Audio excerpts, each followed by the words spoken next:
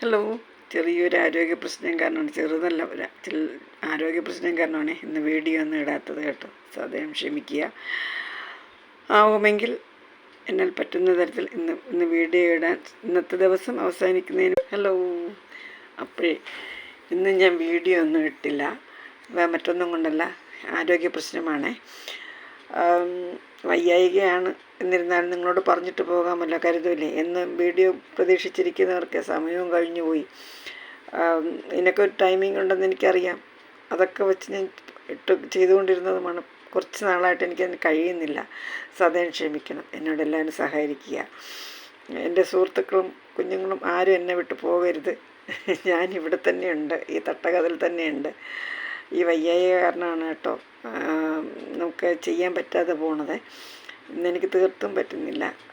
എന്നിരുന്നാലും എന്നാൽ കഴിയുന്ന വിധം ഇന്നത്തെ ദിവസം അവസാനിക്കുന്നതിന് മുമ്പേ ഞാൻ വീഡിയോ അപ്ലോഡ് ചെയ്യാൻ ശ്രമിക്കാം എന്നേ ഞാൻ പറയുന്നുള്ളൂ.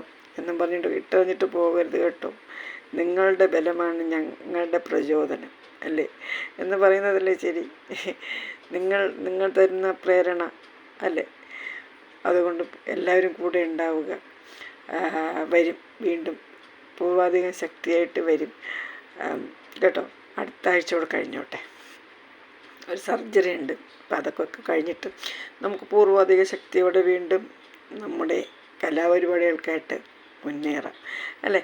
എല്ലാവരും ഒരുമിച്ച് ഒത്തൊരുമയോടെ കൈപിടിച്ചിരിക്കുക, പ്രാർത്ഥിക്കുക. നമുക്ക് വീണ്ടും കാണാം, വീണ്ടും കാണാം. ഇതുപോലെ കൊച്ചു വർത്തമാനം പറയാം, മോട്ടിവേഷൻ തരാം, അല്ലേ. ഒരുപാട് പേർക്ക് ഒരുപാട് പ്രശ്നങ്ങളിലൂടെ കടന്നു പോകുന്നവരുണ്ടാവും. അങ്ങനെയുള്ളവർക്ക് നമ്മളതൊക്കെ കടന്നു പോകണ്ടേ, ഇല്ലേ. ആത്മഹത്യ ഒന്നിനും ഒരു പരിഹാരമല്ല. വിജയിച്ചാൽ ഒന്നിനും ഒരു പരിഹാരമല്ല. പക്ഷേ അത് ചെയ്തു കഴിഞ്ഞാലുണ്ടല്ലോ, വിജയിച്ചാൽ വിജയിച്ചു, അത് വിജയിക്കാതെ തിരിച്ച് ജീവിതത്തിലേക്ക് വന്നാലുണ്ടല്ലോ ഉണ്ടാവുന്ന തിക്താനുഭവങ്ങൾ ഏറെയാണ് കേട്ടോ. കുഞ്ഞുങ്ങളെ, അനുഭവത്തിൻ്റെ വെളിച്ചത്തിൽ പറയുന്നതാണ് കേട്ടോ.